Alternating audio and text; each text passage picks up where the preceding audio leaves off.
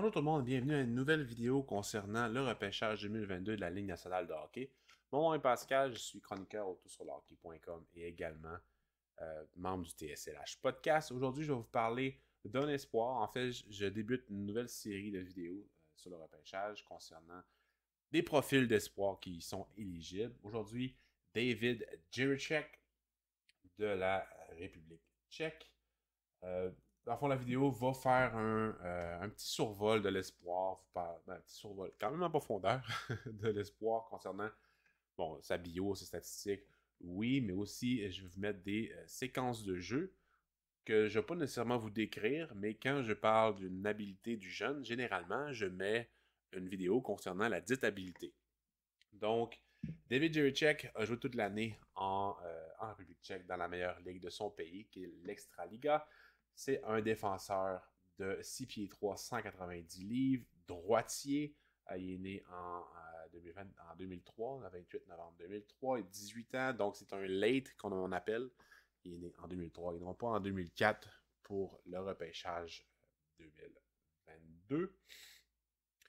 Donc, cette année, comme je disais, il a joué dans la Extraliga. Il y a 11 points en 29 matchs. Donc, 5 buts dans cette ligue-là. 49 minutes de pénalité, si je me souviens. Oui, si on va bien. 49 minutes de pénalité. En tournoi international, il y a 6 points en 12 matchs. C'est pas nécessairement élevé, mais si on prend en compte tout son potentiel, on n'a rien à redire là-dessus. Donc là maintenant, je rentre dans la portion que je vais vous parler plus en profondeur de ses habiletés. Statistiquement parlant, j'ai fait le tour de ce que InStats Hockey nous offre. Dans son équipe, il est dans le top 3 si on veut. Au niveau du power play, il est dans le top 2 des défenseurs les plus utilisés. C'est un défenseur qui est jeune, mais qui offre quand même beaucoup d'offensives. Dans le fond, il dirige beaucoup de rondelles au filet. Sa production devrait être plus haut par rapport à son temps de jeu sur l'avantage numérique, mais est assez basse. Si on compare à tout ce qu'il y a, tous les défenseurs qu'il y a dans la ligue, de son âge jusqu'à 22-23 ans, c'est un des meilleurs toutes catégories confondues. Et son potentiel est vraiment élevé, malgré le fait qu'il a commencé l'année à 17 ans, mais en novembre, il a eu 18 ans, s'est blessé en fin décembre au championnat du monde junior contre le Canada, et sa saison s'est terminée là. Donc, ce que j'ai fait, c'est que j'ai pris les statistiques de toute la ligue des joueurs qui sont nés entre 2004 et 1999, donc jusqu'à 23 ans.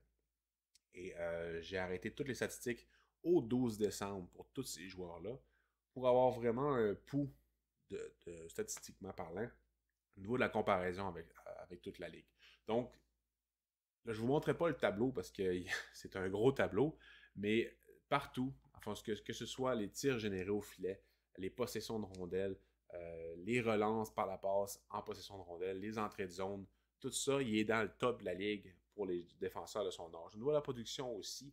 Donc, tu sais, j'ai des doutes sur l'habilité offensive de ce gars-là, mais il faut en venir à l'évidence que si on compare avec les gens de son âge, cette année, dans cette ligue-là, c'est quand même fort appréciable. Il y a, par contre, beaucoup plus de temps de jeu sur l'avantage numérique que les autres. Donc, il y a peut-être un petit problème au niveau de la production à ce niveau-là.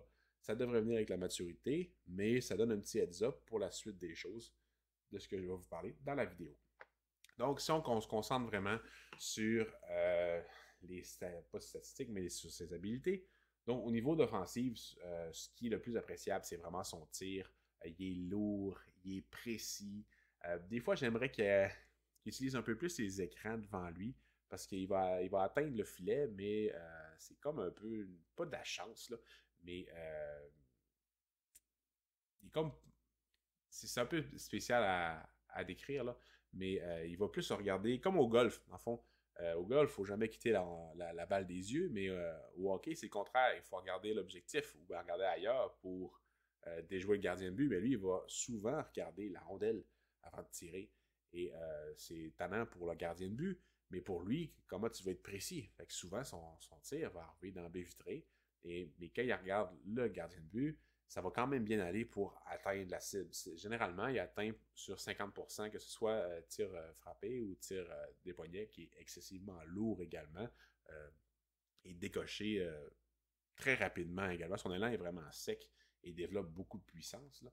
Mais quand il regarde la cible, ça va quand même bien. Mais quand il ne le regarde pas, puis tout ce qu'il fait, c'est regarder la rondelle, ben évidemment, ben, c'est moins intéressant au niveau de la précision. Mais bref, il y a quand même 5 buts durant l'année, et la majorité de ces buts se font avec un tir de la pointe bleue, la ligne bleue. Et ce que j'ai aimé, c'est un de ces buts qu'on a vu au début de la séquence sur ses tirs, euh, se fait par lui qui prend la rondelle et s'avance très profondément à l'offensive. Son patin lui permet de faire ça. Il n'y a pas nécessairement l'agilité ou l'explosion pour s'en sortir contre les meilleurs défenseurs ou attaquants adverses en défensive, mais il a la confiance en ses moyens pour s'avancer en défensive, passer en arrière du net et diriger une rondelle au filet pour espérer le chaos, ou bien que ça fasse un retour ou une passe à la palette à son coéquipier. Donc, j'aime bien ça de lui, sa confiance pour faire ça. Il n'est pas du niveau de Simon Nemec, pas à tout, qui est slovaque, lui, il est vraiment un spécialiste de l'offensive. Mais Jiricek a quand même la possibilité de créer un peu d'offensive de cette façon-là. Il a un bon contrôle de rondelle, que ce soit en relance ou en offensive. Ça, il n'y a pas de problème. Je trouve vraiment qu'il y a des bonnes mains pour un gars de sa grosseur quand même. Niveau patin, c'est pas ça. Personnellement, en ligne droite, au niveau de sa mobilité, ça va quand même bien. C'est un bon défenseur de relance, que ce soit en possession de rondelle ou par la passe. Ça va bien, il a la tête haute, il est capable de déjouer les joueurs. Des fois, ils vont en faire un peu plus que le client demande, mais ça va quand même bien.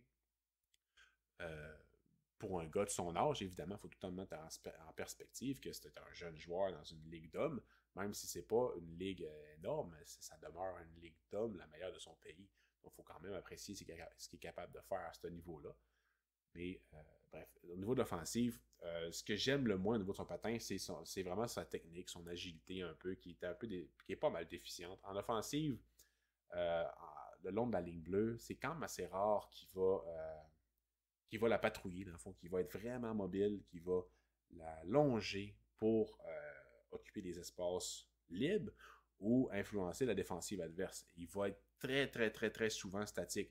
Ce qui est impressionnant, c'est qu'il est capable de développer beaucoup de puissance dans son lancer, malgré le fait qu'il est statique à la ligne bleue, mais des fois même, il va être complètement en train de reculer et il va, comme au baseball un peu sur les doubles jeux, là, tu as l'arrêt-court qui va attraper la balle, qui va la lancer juste avec la motion de son haut du corps vraiment rapidement au premier but. Mais lui, c'est la même chose. Il va être complètement en mouvement vers l'arrière et juste par la force de ses bras, son haut du corps va être capable de lancer au filet vraiment d'un lancer foudroyant.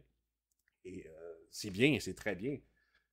Mais ça démontre quand même un problème au niveau de sa technique là, de mobilité parce que mettons sur l'avantage numérique, là, le gros problème de lui, de David Jiricek, c'est vraiment l'occupation des espaces libres et sa vision de jeu.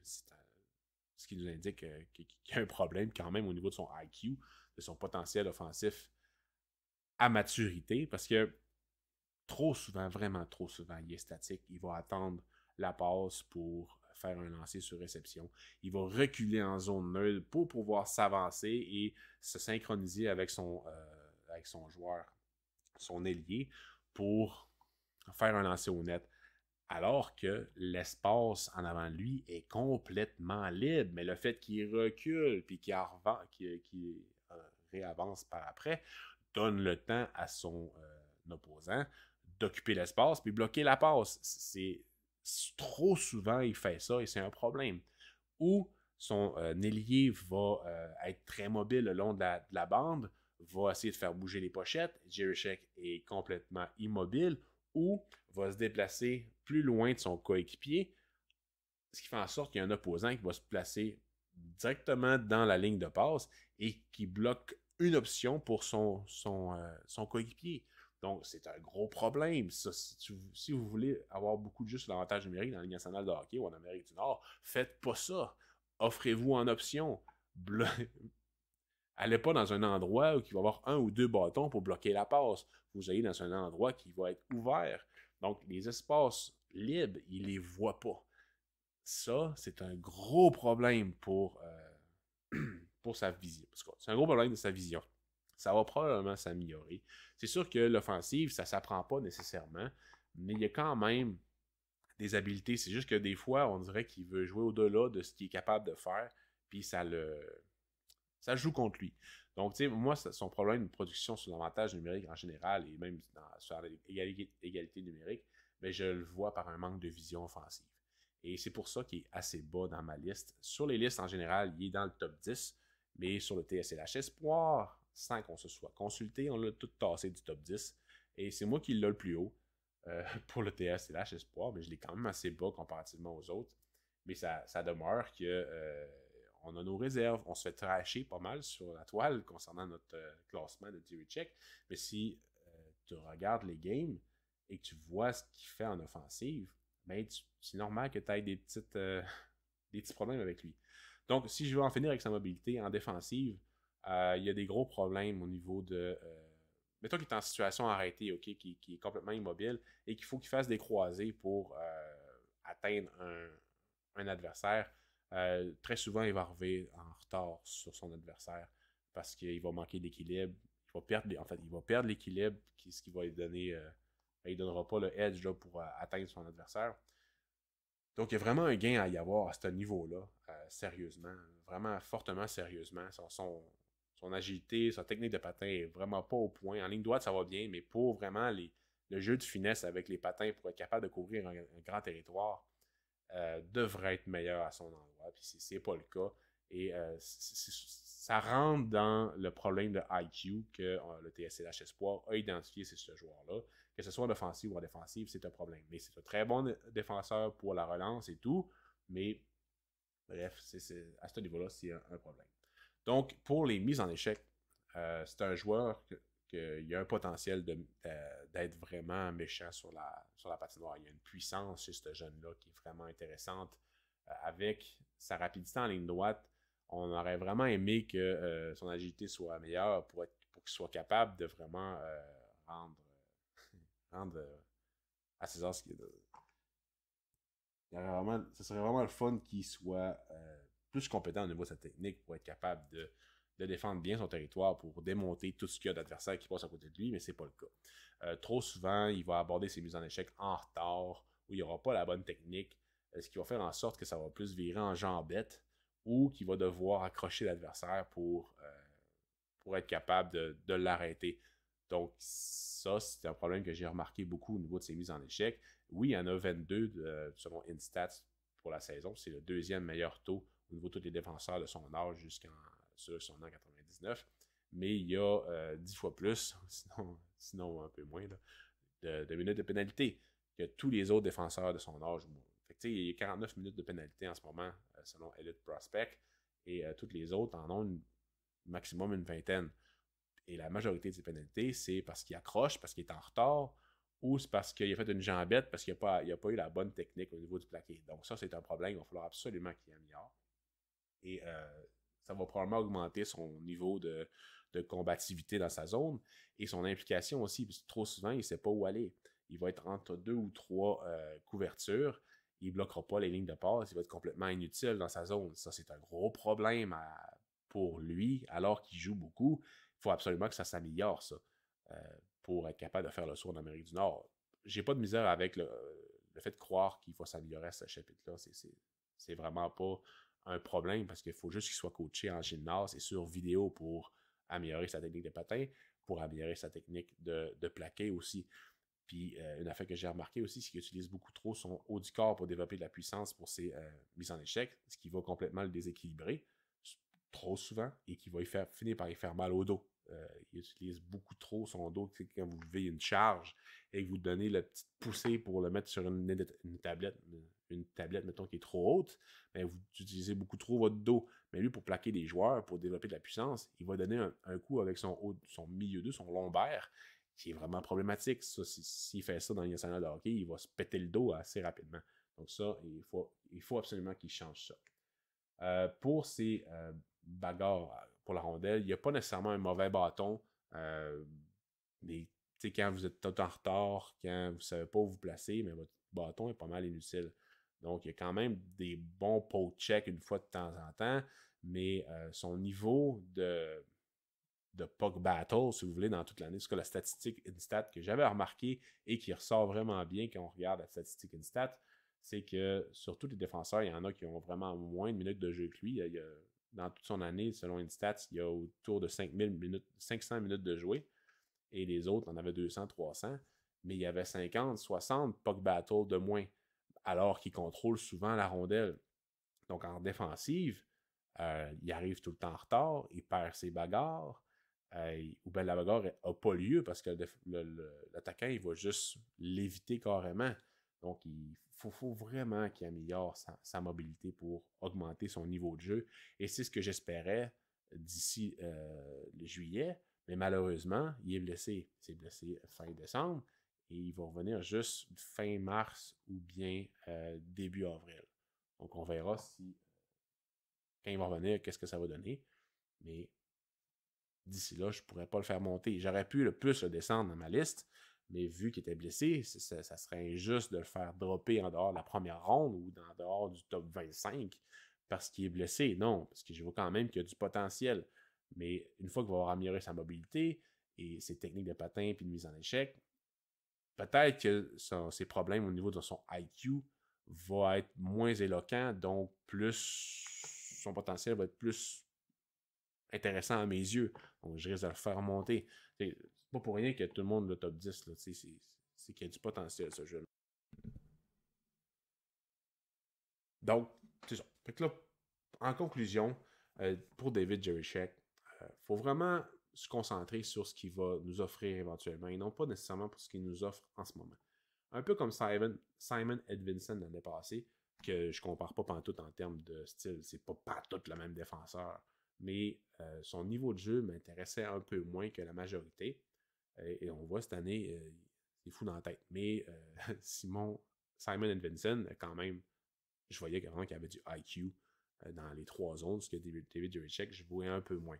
Donc, pour Simon Edvinsson l'année passée, il fallait vraiment plus évaluer ce qu'il allait donner plus tard. C'était vraiment éloquent à quel point que ce gars-là avait du potentiel, mais on ne savait pas s'il allait buster, s'il allait remplir ce potentiel. Là, on a pas mal plus de données sur s'il va réussir ou non. Il va réussir, c'est sûr et certain. En plus, il est à Détroit.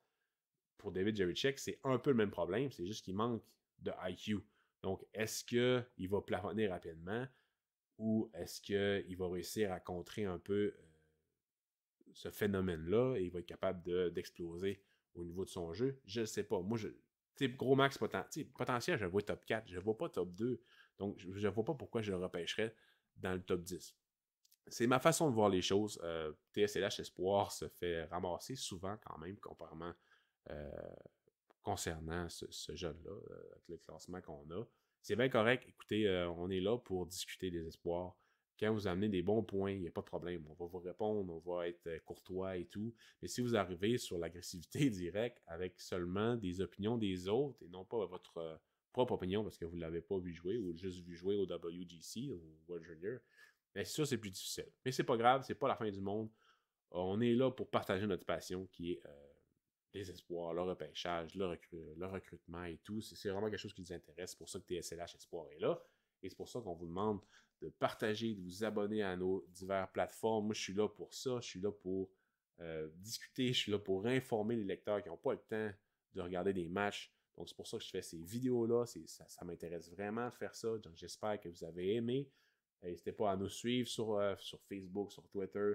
Je pense qu'on a même un Instagram, mais on n'est jamais là-dessus. Mais bref, c'est pas la fin du monde. Donc, sur toutes les plateformes de podcast aussi, on est là-dessus. Speaker, Apple Podcasts, Balado Québec, on est tous là-dessus. iHeartRadio, si je me souviens bien. Donc, Spotify aussi.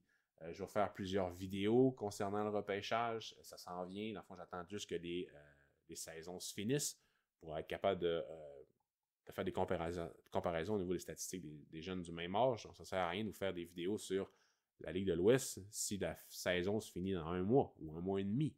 Donc, là, pour les ligues qui finissent, c'est-à-dire la KHL, lui, Jerichek, qui est blessé, qui va revenir juste en série, ben, je suis pas mal plus confiant de faire des études statistiques que des ligues qui n'ont pas fini. Donc, pour la Finlande, c'était mi-mars. Fait que Joachim Kemmel, ça va être possible bientôt. Brad Lambert aussi. Ivan Miroshnichenko qui joue en VHL aussi. Danila Yurov. Donc, beaucoup de joueurs qui arrivent dans pas long dans mes vidéos. Tous les joueurs de la Suède aussi. En Amérique du Nord, la NCAA, ça va être très bientôt. Donc, Jack Devine, Jack Hughes. Donc, très bientôt, il y a du gros contenu qui s'en vient. Donc, j'espère que vous avez apprécié. Si vous appréciez pas, ben partagez pas. Mais sinon, un petit like, un commentaire sur Facebook pour venir parler avec nous, ou ben avec sur Twitter à Sous le Radar LNH. Ça, c'est mon compte. Donc, il n'y a pas de problème. Des commentaires sur Facebook pour Tour sur le hockey. Alors, on adore ça, répondre et en privé aussi. Donc, j'espère que vous avez aimé. À la prochaine vidéo.